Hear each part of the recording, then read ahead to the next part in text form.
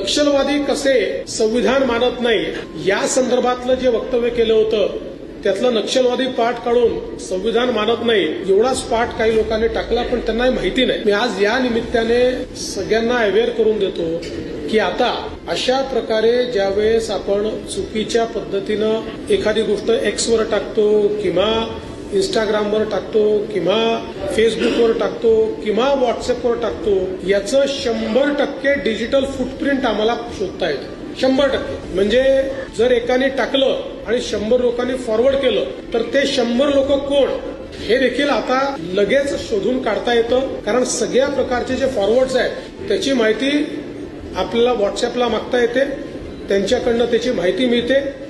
आणि म्हणून माझी तर सर्वांना हात जोडून विनंती आहे, कारण या गुन्ह्यामध्ये नुसता गुन्हा करणाराच गुन्हेगार नाहीये, तर अशा प्रकारच्या खोट्या गोष्टी फॉरवर्ड करणारे आपल्याकडे अनेकांना समजते आलं की कर फॉरवर्ड, असं नाहीये. तेही विचारपूर्वक केलं पाहिजे, कारण ते फॉरवर्ड केल्याबरोबर सहगुन्हेगार आपण होतो.